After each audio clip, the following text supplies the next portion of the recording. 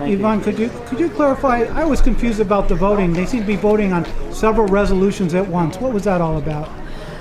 Essentially what the Schuyler County Legislature does is they have a meeting on Wednesday mornings before the regularly scheduled legislature meeting, by which they have all of their discussions.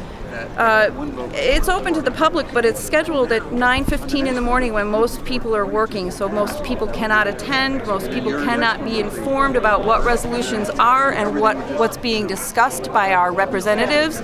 And when they come tonight, they take 3 resolutions at a time. They just mention the number of the resolution and a possible brief statement of what the resolution is, and everyone votes in line with each other without much discussion, with the exception of Resolution 29 tonight, which was in favor of the gas storage facility. There was some pretty interesting discussion about that.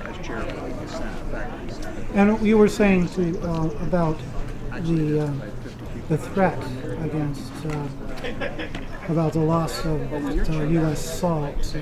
Can you tell me about that?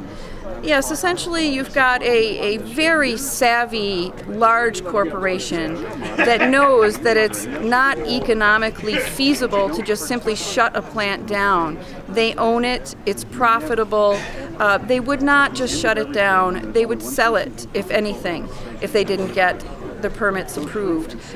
Their tactic of bullying the legislature and their own employees into thinking that if they don't get their way, they're going to stomp their feet and close is just that. It's bullying, and unfortunately, they've got some of their employees very scared, and unfortunately, they've got a lot of our legislatures, 5 of them at least, completely snowed.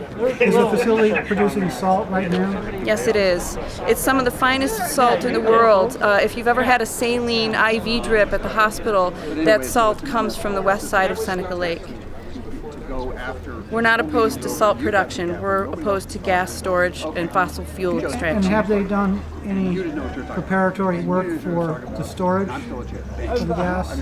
Yes, they have. Since Energy, now Crestwood, purchased U.S. salt, they have applied for, I believe it's 38 drilling permits, and they have, I think, to date drilled into 36 of them.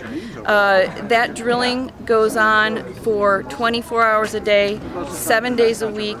I live a mile across the lake, and my house shook all night, all day, for a period on and off of 2 years. It was extremely maddening, and what they were doing was they were preparing the salt caverns for gas storage in anticipation of approval for these projects. And they're given permits by the DEC? Yes, by the DEC. To do that even though they would be wasting their money if their permit is not approved? Yes, they call it stratigraphic well testing, which enabled them to essentially get by most of the other permitting process and prepare the wells for storage. And last question about the conflict of interest with legislator Fagan. That came as a shock to most people. It was not what was reported in the paper. One woman mentioned the website still had him on as a principal. That's right. Do you have any comment on that? And wouldn't it still be a conflict of interest if he was still drawing a retirement? It absolutely would, and essentially, people who start and form corporations may retire, but they don't necessarily lose all ties with the corporation. It's like Dick Cheney leaving Halliburton. He's still a recipient of Halliburton funds, if you will. He's still a decision maker in that firm. Dennis Fagan is the same. He is still listed as principal of Fagan Engineering. Fagan Engineering is involved heavily with fracking in Pennsylvania.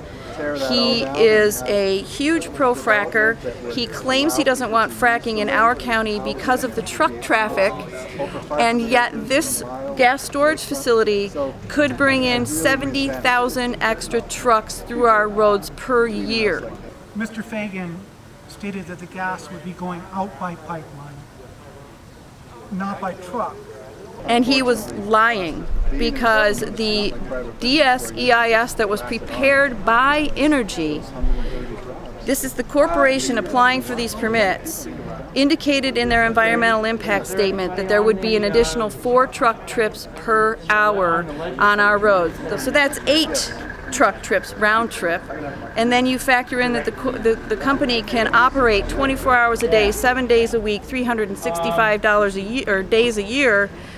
That means an additional 70,000 truck trips on our roads. How can he say he doesn't want fracking in our county because of truck traffic, and yet he's willing to vote yes on this? It's ludicrous. And when's his term up for election?